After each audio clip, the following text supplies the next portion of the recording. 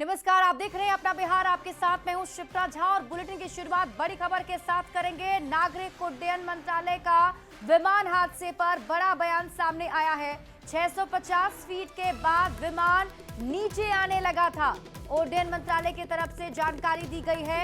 यह भी बताया गया कि पायलट ने इमरजेंसी की सूचना दी थी।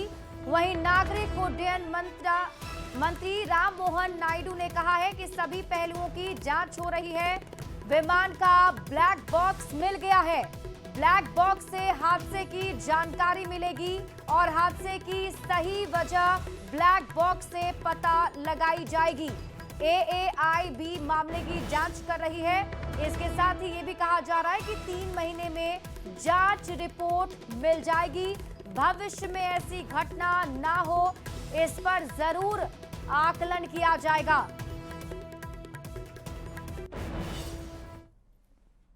We also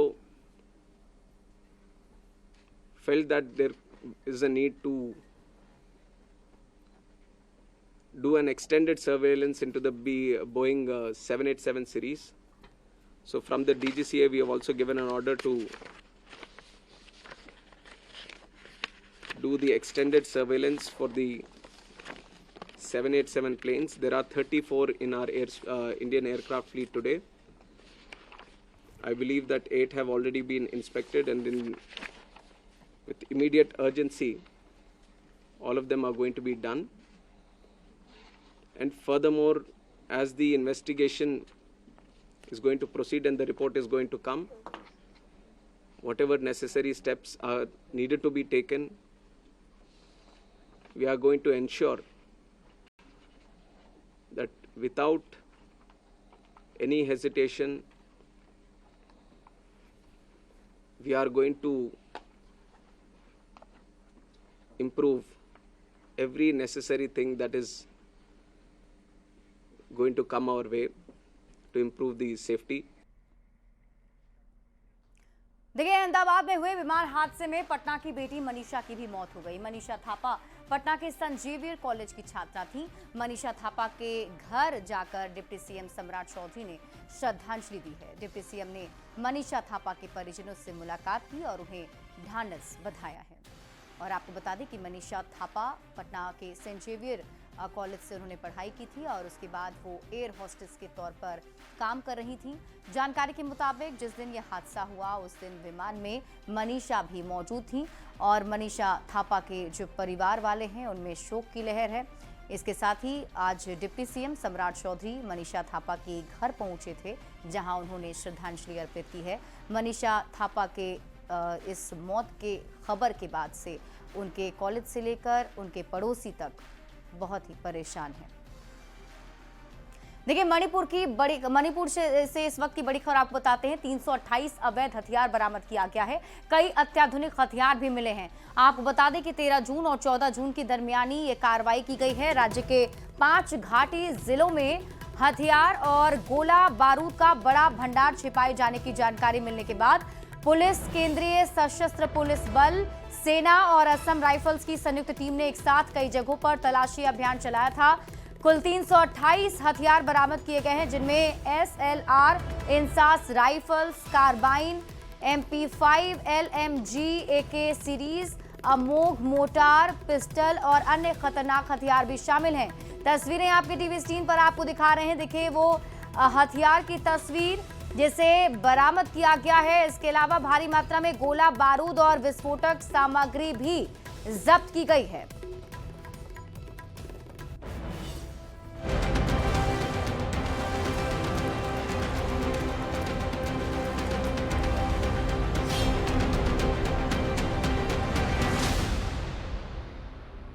बढ़ते आगे, आरजेडी ऑफिस और लालू प्रसाद के 2 वीडियो ने सियासी गलियारे में हलचल तेज कर दी है।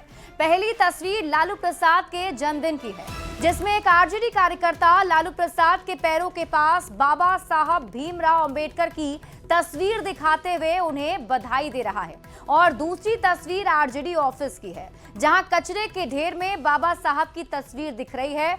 और दोनों ही वीडियो आपके टीवी स्क्रीन पर हम आपको दिखा रहे हैं।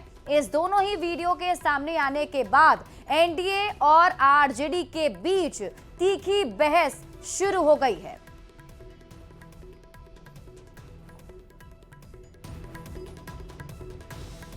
वहीं गिरिराज सिंह की तरफ से भी लालू प्रसाद पर हमला बोला गया। गिरिराज सिंह ने लालू प्रसाद पर हमला बोलते हुए कहा, देशवासियों से माफी मांगे लालू प्रसाद को प्रायश्चित करना चाहिए और उन्होंने लालू प्रसाद को ढोंग करने वाला व्यक्ति बताया है। बाबा साहब अंबेडकर की तस्वीर पैर के पास रखना निंदनीय है, यह बयान गिरिराज सिंह की तरफ से दिया गया।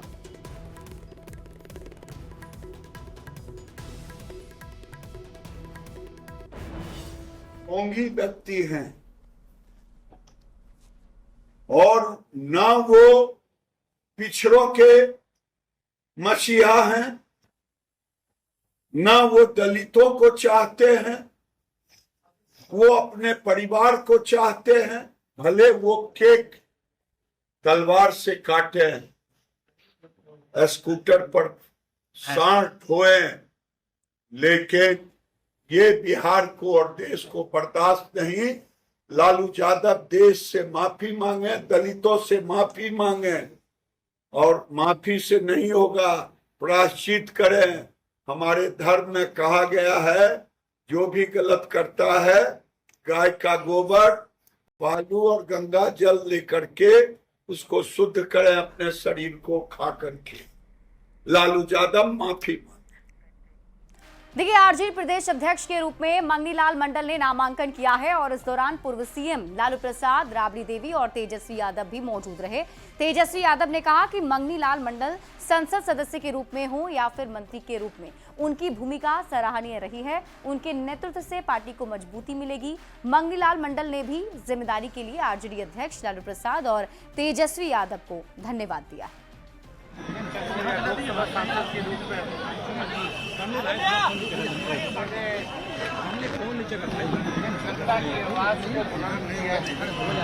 समाजवादी विचारधारा के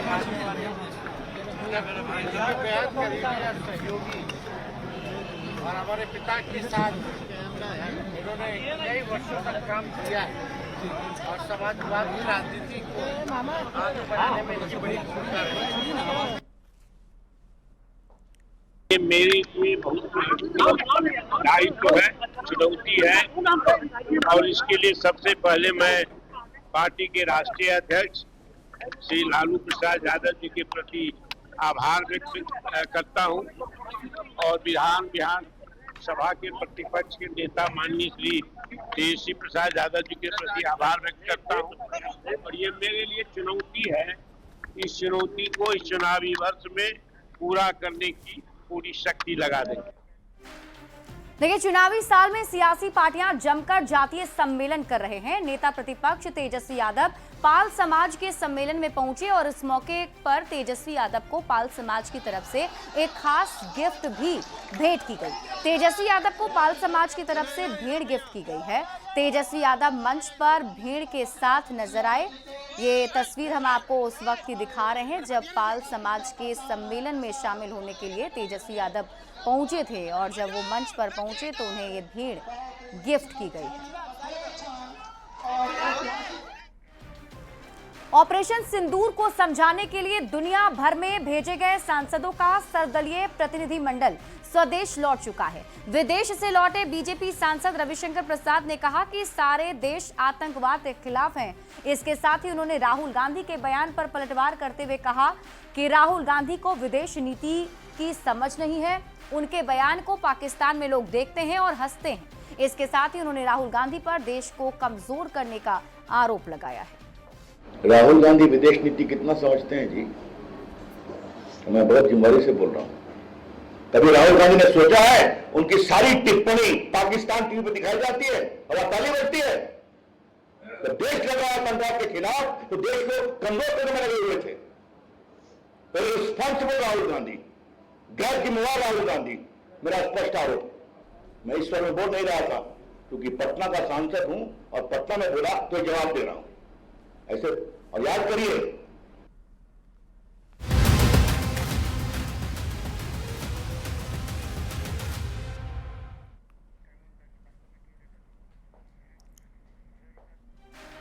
बढ़ेंगे आगे।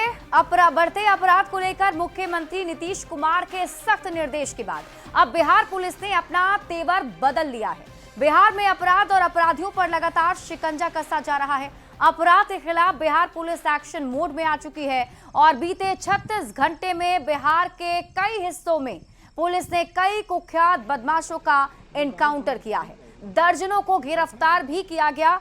अपराधियों के ठिकानों पर ताबड़तोड़ छापेमारी जारी है। यानी यूपी की तर्ज पर बिहार में ऑपरेशन लंगड़ा जारी है। अपराधियों की अब खैर नहीं। तारीख और जगह के साथ ये 4 तस्वीरें अपने टीवी स्क्रीन पर आप देख रहे हैं। पहली 2 तस्वीर 13 जून की है। दानापुर और मुजफ्फरपुर में अपराधियों के साथ मुठभेड़ हुई, जिसमें पुलिस ने जवाबी कार्रवाई करते हुए अपराधियों के पैर में गोली मारी। अगली 2 तस्वीर 12 जून की है। वैशाली और पटना में भी अपराधियों का एनकाउंटर हुआ है। बड़ी खबर आपको पटना से बताते हैं, जहां खुसरूपुर थाना पुलिस ने कुख्यात अपराधी अंगेश कुमार को गोली मारी है। पुलिस टीम ने नगर नौसा पुल 4 लेन के पास से कुख्यात अपराधी अंगेश कुमार को गिरफ्तार किया है। गिरफ्तारी के दौरान पुलिस से बचने को लेकर अपराधी ने पुलिस टीम पर 2 गोलियां चला दी। हालांकि इस जानलेवा हमले में कोई भी पुलिसकर्मी घायल नहीं हुए हैं। पुलिस ने जवाबी कार्रवाई करते हुए कुख्यात अपराधी अंगेश कुमार के पैर में गोली मार दी, जिससे वो गंभीर रूप से घायल हो गया है। आनन फानन में गंभीर रूप से घायल अपराधी को इलाज के लिए पीएमसीएच में भर्ती कराया गया, जहां उसकी स्थिति अभी खतरे से बाहर बताई जा रही है। पुलिस ने घटनास्थल से 1 पिस्टल और 5 जिंदा कारतूस बरामद किए हैं। घटना के बाद एसएसपी अवकाश कुमार और एफएसएल की टीम ने मौके पर पहुंचकर पूरे मामले की जांच की है।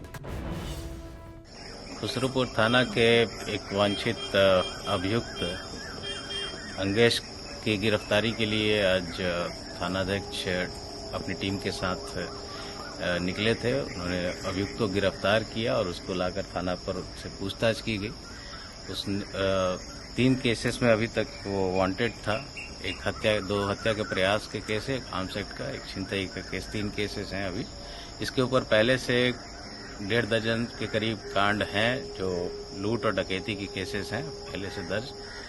बिहार में हो रही लगातार आपराधिक घटनाओं के बाद सरकार और पुलिस मुख्यालय ने यह कहा था कि अब अपराधियों को गोली का जवाब गोली से दिया जाएगा। और जिस तरीके से सरकार और पुलिस मुख्यालय की तरफ से यह बात कही गई थी, उसको अमली जामा पहनाना शुरू कर दिया गया है और बिहार पुलिस एक्शन मोड में है।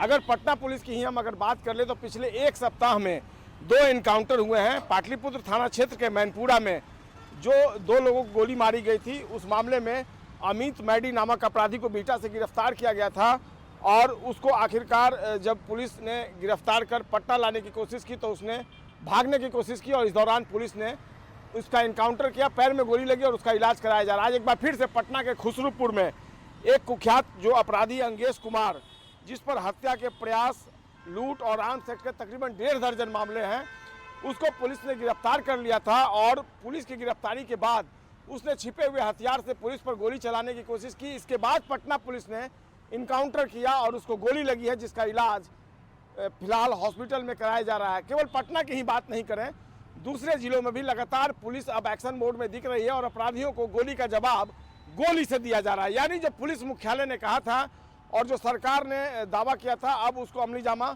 लगातार पहनाया जा रहा है। और इसको एक पॉजिटिव एस्पेक्ट से देखा जाना चाहिए।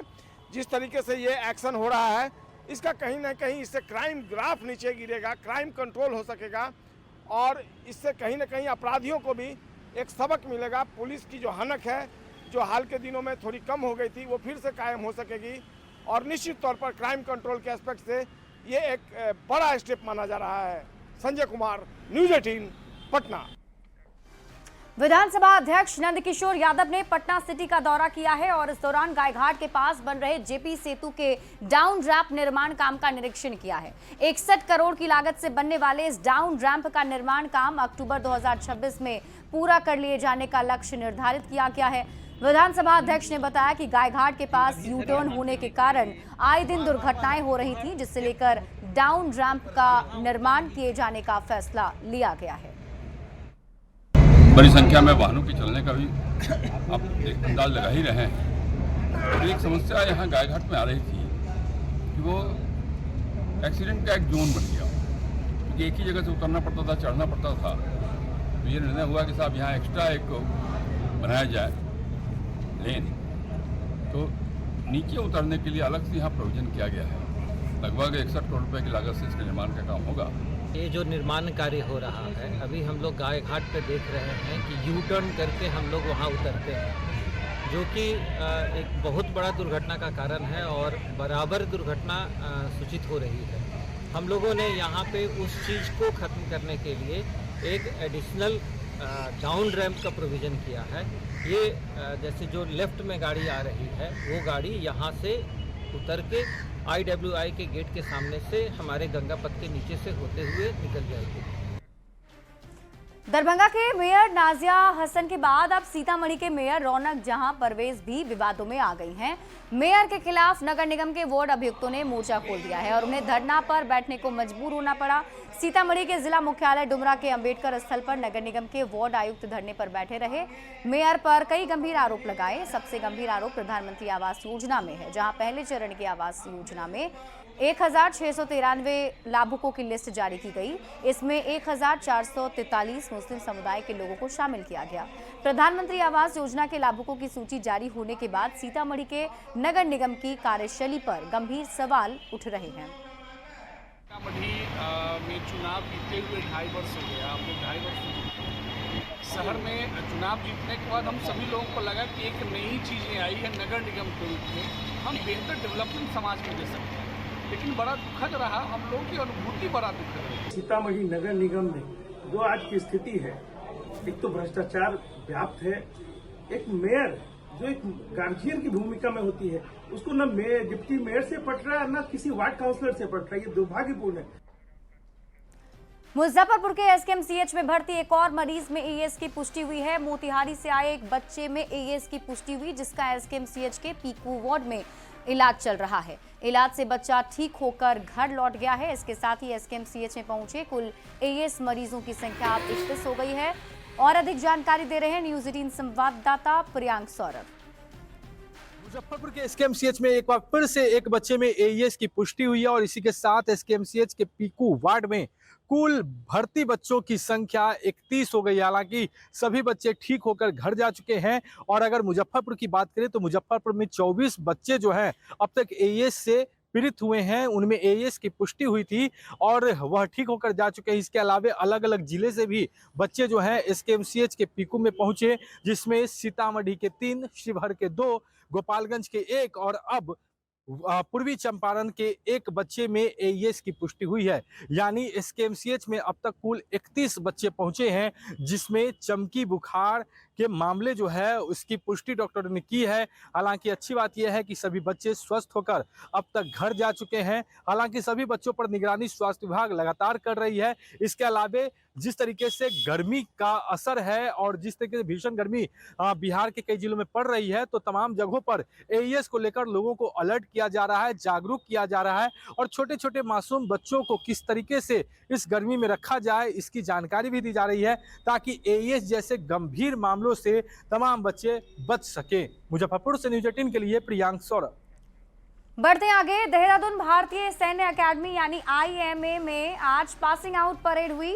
आज 451 कैडेट्स पास आउट हुए और देश को 419 युवा सैन्य अधिकारी मिल गए, जबकि 9 मित्र देशों 32 कैडेट भी आज पास आउट हुए। श्रीलंका के सेना प्रमुख बतौर रिव्यूइंग अफसर परेड का निरीक्षण करते नजर आए और पास आउट परेड की सलामी ली।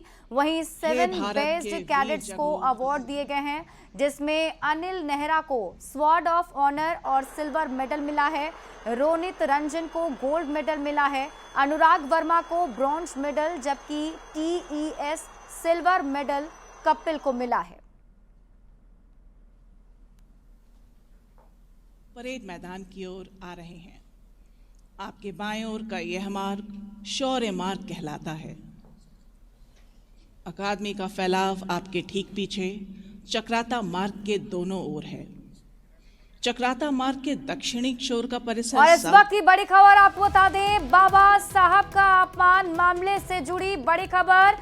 बीजेपी के आरोप पर तेजस्वी यादव ने पलटवार किया है।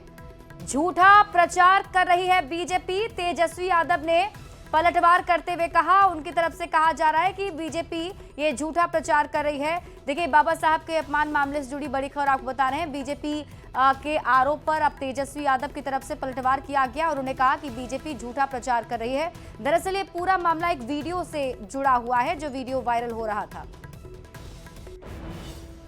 लालू जी ने बाबा साहब अम्बेडकर की मूर्तियां पूरे बिहार भर में लगवाई हैं। लालू जी, हम लोग जो है अम्बेडकर जी के विचारधारा को मानने वाले लोग, तो आप समझिए ये भाजपा के लोग झूठा प्रचार करने आ गया। सत्ता में आएंगे तो एक झूठा है ना। कौन रखा है? कौन रखा है? आरजेडी के वर्कर कौन है? आरजेडी के वर्कर रखे 10-10 घंटा लालू जी काम करते हैं, मिलते हैं लोगों से 78 साल की उम्र में। और इसी के साथ इस बुलेटिन में अभी के लिए बस इतना ही। आप देखते रहिए न्यूज़ 18 बिहार झारखंड।